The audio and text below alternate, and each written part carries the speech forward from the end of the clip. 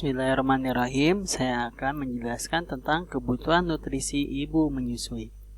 Separuh dari kehidupan pertama di masa bayi, 6 bulan, dipenuhi oleh ibunya melalui air susu ibu atau ASI. Ibu menyusui harus memperhatikan setiap makanannya.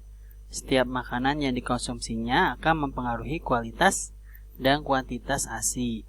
Periode menyusui merupakan masa yang sangat penting bagi bayi dan ibu, sama pentingnya dengan masa kehamilan. Pada periode penyusui ini, hubungan emosional antara bayi dan ibunya akan terbentuk dengan baik, sehingga masa menyusui ini sangat baik bagi perkembangan mental dan psikis bayi. Dan pada masa ini, bayi akan dapat merasakan besarnya kasih sayang dan kehangatan yang diberikan oleh ibu kepadanya. Makanan yang perlu ibu menyusui hindari seperti makanan berbumbu tajam atau pedas, juga kafein karena bisa menjadi stimulan bagi bayi seperti kembung, diare, alergi, atau masalah lain. Apa yang ibu makan selama menyusui akan mempengaruhi kandungan zat gizi dari ASI, air susu ibu. Makanan ibu bisa mempengaruhi gizi pada bayi lewat pemberian ASI.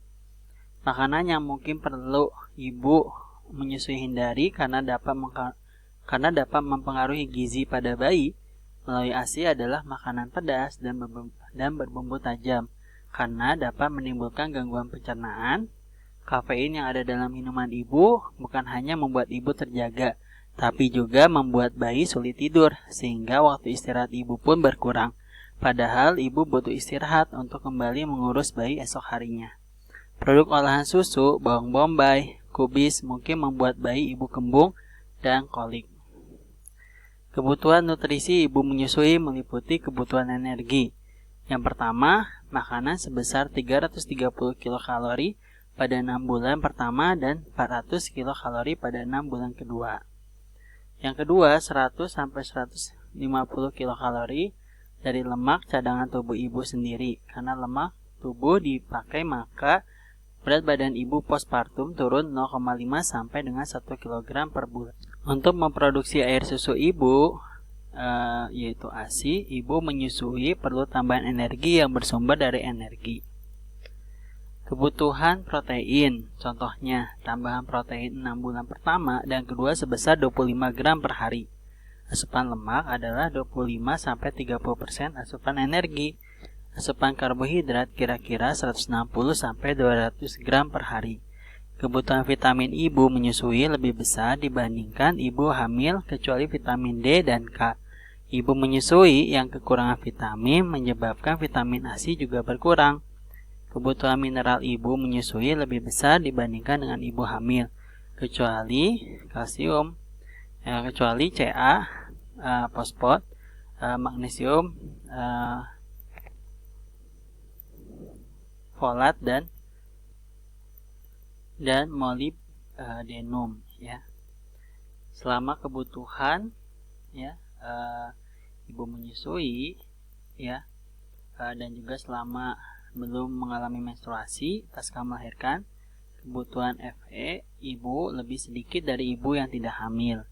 Kebutuhan air pada ibu menyusui bertambah sebanyak produksi ASI, jadi sebaiknya ibu minum 1 gelas per kali menyusui. Sebaiknya ibu menyusui tidak minum kopi, karena kopi bisa masuk melalui ASI yang menyebabkan bayi susah tidur. Perhitungan kebutuhan energi ibu menyusui menggunakan metode Harris-Benedict. Hasil yang didapatkan ditambah 500 kilokalori untuk 6 bulan pertama dan ditambah 550 kilokalori untuk 6 bulan kedua. Kebutuhan protein yaitu 1 gram per kilogram berat badan per hari ditambah 17 gram. Kebutuhan lemak 25-30% dari total kebutuhan energi. Hal-hal yang harus dihindari ibu menyusui juga seperti merokok, minum kopi, obat-obatan, dan juga hindari radiasi. ASI ya. ASI mengandung lemak, karbohidrat, protein, garam, dan mineral serta vitamin yang paling sesuai dibanding dengan PASI atau makanan pendamping ASI manapun. Makanan yang paling baik untuk bayi baru lahir adalah ASI. ASI mempunyai keunggulan baik ditinjau dari segi gizi, daya kekebalan tubuh, psikologi, ekonomi, dan sebagainya. Selain zat gizi tersebut, ASI juga mengandung zat protektif berupa Lactobacillus bifidus, lactoferrin, lisozim, komplement C3 dan C4, faktor anti-streptococcus, antibodi, imunitas seluler, dan tidak menimbulkan alergi. ASI juga mempunyai efek psikologis yang menguntungkan. Sewaktu menyusui, kulit bayi akan menempel pada kulit ibu, sehingga akan memberikan manfaat untuk tumbuh kembang bayi kelak. Interaksi tersebut akan menimbulkan rasa aman dan kasih sayang. Bayi yang mendapat ASI menyebabkan pertumbuhan yang baik, karena akan mengalami kenaikan berat badan yang sesuai masanya setelah lahir. Pertumbuhan setelah periode perinatal baik dan mengurangi obesitas. ASI juga mengurangi insiden karies dentis pada bayi yang mendapat susu formula lebih tinggi dibanding yang mendapat ASI. Karena menyusui dengan botol dan dot pada waktu tidur akan menyebabkan gigi lebih lama kontak dengan sisa susu formula dan menyebabkan gigi menjadi asam sehingga merusak gigi. Pemberian ASI akan mengurangi kejadian maloklusi, kelainan rahang yang disebabkan kebiasaan lidah yang mendorong ke depan akibat menyusui dengan botol dan dot.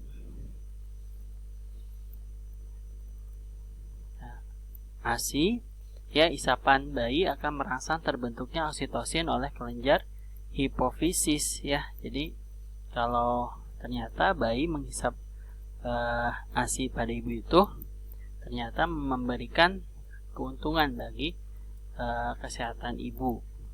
Oksitosin akan membantu evolusi uterus dan mencegah terjadi pendarahan postpartum. Penundaan haid dan berkurangnya pendarahan postpartum mengurangi prevalensi anemia zat besi. Selain itu, mengurangi angka kejadian karsinoma mamae. Pemberian ASI merupakan KB alami, sehingga dapat menjarangkan jarak kehamilan. Menurut penelitian, rata-rata jarak kehamilan pada ibu yang menyusui adalah 24 bulan, sedangkan yang tidak 11 bulan. Di samping itu, dari aspek psikologis, ibu akan merasa bangga dan diperlukan oleh bayinya karena dapat menyusui.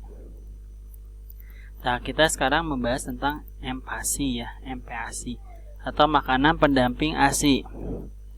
Dilihat dari aspek ekonomi, ASI tidak perlu dibeli. Dengan pemberian ASI, bayi jarang sakit sehingga dapat mengurangi biaya berobat. Dari aspek psikologis, pemberian ASI berdampak pada kesuburan ibu sehingga jarak kehamilan dapat diatur sehingga kebahagiaan keluarga bertambah dan mendekatkan hubungan bayi dengan keluarga. Dan bila dilihat dari aspek kemudahannya, menyusui sangat praktis sehingga dapat diberikan di mana saja dan kapan saja, tidak merepotkan orang lain. Nah, kita bahas MPASI, merupakan makanan bayi yang menyertai pemberian ASI. Diberikan setelah bayi berusia 6 bulan karena ASI tidak lagi dapat memenuhi kebutuhan gizi bayi. MPASI harus mengandung zat gizi yang diberikan pada bayi selama periode penyapihan, yaitu pada saat makanan atau minuman lain diberikan bersama dengan pemberian ASI. Tujuan pemberian MPASI adalah melengkapi zat gizi ASI yang sudah mulai berkurang, mengembangkan kemampuan bayi untuk menerima bermacam-macam makanan dengan berbagai rasa dan bentuk, mengembangkan kemampuan bayi untuk mengunyah dan menelan, mencoba adaptasi terhadap makanan yang mengandung kadar energi lebih tinggi. Jenis MPASI diantaranya buah-buahan yang dihaluskan dalam bentuk sari buah, misalnya pisang ambon, pepaya, jeruk, tomat. Makanan lunak dan lembek, misal bubur susu, nasi tim. Makanan bayi yang dikemas dalam kaleng, karton, dan saset. Bentuk-bentuk makanan bayi ya, kita mulai dari usia 6 bulan. Pada awal pemberian makanan pendamping ASI, sebaiknya diberikan dalam porsi kecil, bahkan tekstur makanannya pendamping ASI dalam hari-hari pertama harus cair menyerupai ASI. Hal ini untuk membantu bayi dalam menyesuaikan diri dengan makanan barunya, sehingga tidak merasa asing dengan makanan baru. Salah satu kondisi yang memungkinkan adalah bayi menolak pemberian makanan pada tahap awal pemberian makanan pendamping ASI. Berikan secara pelan-pelan, jangan menunda bayi Anda lapar atau juga masih kenyang. Hal ini dikarenakan ketika bayi Anda sedang marah atau menangis akan membuatnya menolak karena rasa lapar. Pada usia 7-8 bulan, pada usia ini bayi Anda sudah dapat diperkenalkan dengan makanan saring, tentunya dengan tekstur yang lebih kasar, namun masih dapat disesuaikan dengan pencernaan bayi Anda. Berikan pada porsi yang kecil. Anda tidak perlu was-was bayi kelaparan karena masih diberikan ASI, meskipun dalam jumlah yang terbatas. Ya. Usia 9 bulan. Kini, memasuki usia 9 bulan, bayi dapat diperkenalkan pada tekstur makanan yang lebih kasar dari sebelumnya. Sebagai tahap awal, Anda dapat memberikan campuran tim saring dengan tim biasa, sehingga tidak membuat pencernaannya terkejut. Apabila pada hari-hari terakhir bayi Anda menerima, maka dapat diberikan nasi tim dengan campuran lauk dan sayuran. Dengan begitu, anak Anda akan terbiasa dengan makanan sehat keluarga. Nah, pada usia 12 bulan, anak sudah dapat diberikan menu makanan seperti menu keluarga Anda. Hal ini berhubungan dengan pertumbuhan gigi bayi pada usia ini. Meskipun demikian, perhatikan pula bumbu yang digunakan dalam menu makanan. Hindari menggunakan bumbu dengan bau yang tajam dan juga tekstur yang terlalu keras. Ajaklah untuk makan bersama dengan keluarga di meja makan sehingga terbiasa dengan pola makan keluarga. Siapkan pula piring dan sendok dengan bahan khusus bayi. Pemberian makanan pendamping ASI sebaiknya dilakukan pada usia 6 bulan, dikarenakan pada usia ini bayi Anda sudah mulai mengalami perkembangan pencernaan yang sempurna. Pemberian yang lebih awal akan meningkatkan risiko kuman mudah masuk ke dalam tubuh bayi Anda. Apalagi jika jenis makanan atau alat makan bayi belum terjaga kebersihan. Banyak penelitian yang menemukan bahwa pemberian makanan pendamping ASI di bawah usia 6 bulan akan meningkatkan risiko diare. Banyak penelitian yang menemukan bahwa pemberian makanan pendamping ASI di bawah usia 6 bulan akan meningkatkan risiko diare, sembelit, demam, dan juga batuk pilek. Salah satu makanan dan minuman yang baik dan aman sebelum usia 6 bulan hanya ASI eksklusif yang mengandung kecukupan nutrisi yang dibutuhkan dalam perkembangan dan pertumbuhan bayi Anda.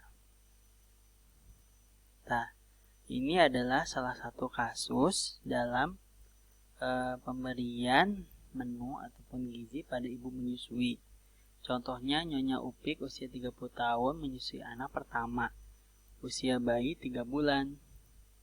Tinggi badan 160 cm, berat badan 61 kg.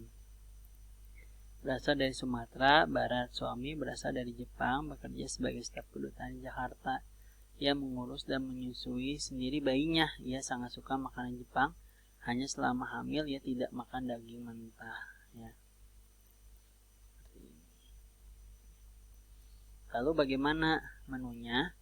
Ini contoh makanan yang ibu menyusui lakukan dari mulai pagi, seperti sandwich isi telur, sayuran 2 lembar, jus mangga, terus selingan tempura sayuran. Terus pada siangnya nasi 2 potong, ikan panggang 1 potong, telur goreng 1 potong. Terus selingannya selada buah misalnya. Lalu malamnya nasi, sapo tahu sayuran, pepaya. Lalu menjelang tidurnya susu 1 gelas dan pisang 2 buah. Ya, kita lihat. Ya, kita lakukan pengkajian. Pertama, riwayat personalnya. Nyonya Upik menyusui bayi berusia 3 bulan asal Sumatera, status sosial.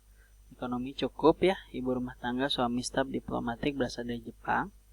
Lalu secara antropometri usia 30 tahun, berat badan 61 kg, tinggi badan 160 cm ya.